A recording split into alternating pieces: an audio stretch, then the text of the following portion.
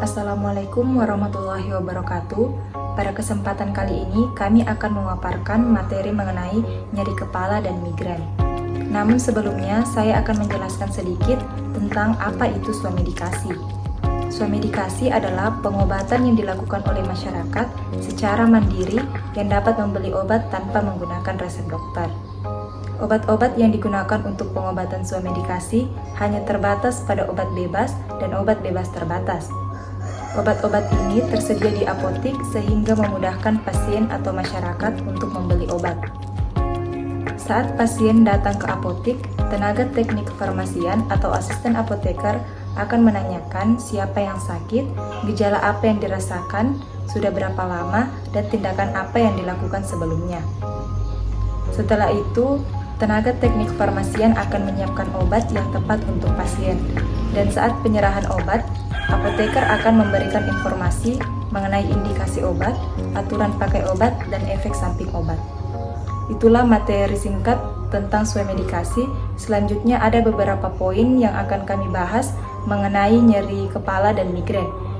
Baiklah, materi yang pertama adalah definisi dan patofisiologi sakit kepala. Sakit kepala merupakan perasaan sakit atau nyeri, termasuk rasa tidak nyaman yang menyerang seluruh daerah kepala dengan batas dari bawah dagu sampai belakang kepala. Sebagian besar nyeri kepala yang terjadi tidaklah serius dan dapat diatasi dengan mudah, seperti minum obat anti nyeri, minum air putih yang cukup, dan lebih banyak beristirahat. Selanjutnya, patofisiologi nyeri kepala. Secara intrakranial, hanya sejumlah kecil struktur yang sensitif untuk sakit. Struktur pekarasa sakit yang paling penting dalam tengkorak adalah bagian proksimal dari arteri cerebral, basal vena, dan sinus vena. Sakit kepala juga dapat disebabkan oleh dilatasi, distensi, atau traksi pembuluh darah besar intrakranial. Sedangkan otak itu sendiri tidak peka terhadap rasa sakit. Nyeri ali dari radang sinus frontal atau maksila atau kelainan refraksi mata juga menjadi penyebab potensial sakit kepala.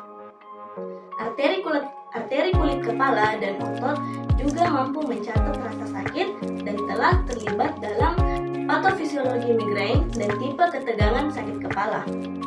Secara umum, nyeri dapat dihasilkan oleh aktivasi reseptor nyeri perifer atau noniseptor, cedera SSP atau perifer sistem saraf, atau perubahan struktur yang peka terhadap rasa sakit yang telah disebutkan sebelumnya. Yang kedua yaitu definisi dan patofisiologi migrain. Migrain adalah penyakit neurologis kronis proksimal yang ditandai dengan serangan nyeri kepala ringan atau berat yang disertai dengan gejala neurologis dan sistemik reversibel. Gejala yang sering muncul pada migrain yaitu fonofobia, fotofobia, dan gejala gastrointestinal seperti mual dan muntah. Migrain disebabkan oleh gangguan jaringan otak yang kompleks dengan riwayat genetik yang kuat melibatkan bagian korteks, subkorteks, dan brainstem yang mempengaruhi timbulnya nyeri dan gejala lainnya. Organ otak pada umumnya tidak merasakan sensasi, namun ada beberapa struktur otak yang sangat sensitif terhadap nyeri seperti dura mater dan bagian intrakranial trigeminal. Pada sebagian besar kasus migrain diawali pada bagian sentral otak. Pada area otak akan menyebabkan timbulnya gejala neurologis klasik dan aura. Kemudian akan terjadi nyeri kepala setelah aktivasi dari nociceptor maningeal pada sistem trigeminal-vaskular. Klasifikasi nyeri kepala dan migrain. Yang pertama, nyeri kepala terbagi menjadi 3, yaitu nyeri kepala primer, nyeri kepala sekunder, dan neuralgia cranialis.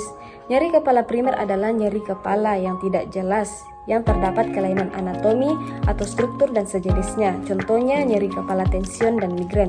Yang kedua, nyeri kepala sekunder merupakan tipe nyeri kepala yang diakibatkan oleh masalah struktur yang mendasar di kepala atau di leher. Contohnya nyeri kepala trauma dan reumat. Yang ketiga, neuralgia cranialis adalah nyeri kepala yang menandakan adanya inflamasi pada salah satu dari 12 saraf inflamasi yang berasal dari otak. Yang kedua yaitu migrain terbagi menjadi 4, migrain tanpa aura, migrain dengan aura, migrain kronik, dan komplikasi migrain. Migrain tanpa aura adalah gangguan sakit kepala berulang yang bermanifestasi dalam serangan berlangsung 4-72 jam. Yang kedua, migrain dengan aura adalah serangan berulang yang berlangsung lama yang mengakibatkan gangguan penglihatan atau sensorik dan pusat lainnya. Yang ketiga, migrain kronik adalah sakit kepala yang terjadi pada 15 hari atau lebih selama kurang lebih 3 bulan yang setidaknya 8 hari per bulan. Yang keempat, komplikasi migrain adalah serangan migrain yang melemahkan yang berlangsung selama lebih dari 72 jam. Penyebab dan pencegahan nyeri kepala.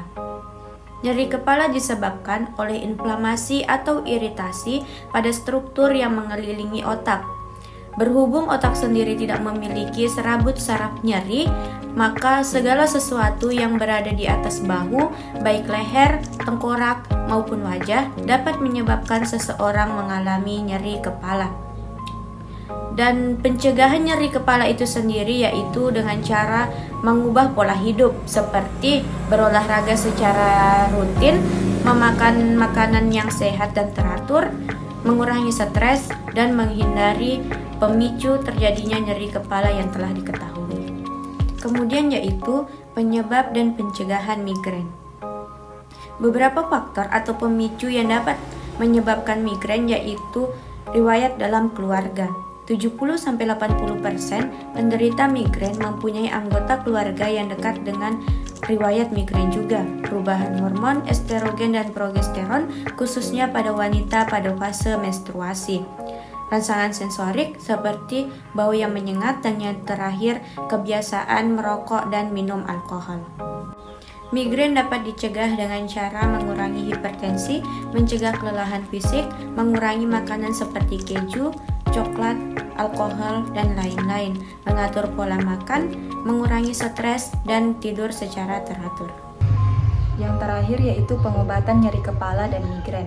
Obat-obat yang tersedia di apotik memudahkan pasien atau masyarakat untuk membeli obat. Beberapa obat yang dapat dikonsumsi untuk meredakan nyeri kepala dan migrain yaitu ibuprofen, aspirin, panadol ekstra, bodrex migra, dan paracetamol. Ibuprofen memiliki indikasi untuk meredakan nyeri seperti sakit kepala dan sakit gigi, nyeri setelah operasi, dan gejala rematik pada tulang. Adapun efek sampingnya yaitu gangguan pencernaan. Kemudian aspirin memiliki indikasi untuk meredakan nyeri seperti sakit kepala, sakit gigi, dan juga demam. Adapun efek sampingnya yaitu penggunaan dalam jangka panjang akan menyebabkan sakit MAP pada lambung. Kemudian panadol ekstra memiliki indikasi meredakan sakit kepala dan juga sakit gigi dengan efek samping susah tidur, gelisah, dan gangguan pencernaan. Itulah materi yang dapat kami sampaikan mengenai nyeri kepala dan migrain. Kurang lebihnya mohon dimaafkan. Assalamualaikum warahmatullahi wabarakatuh.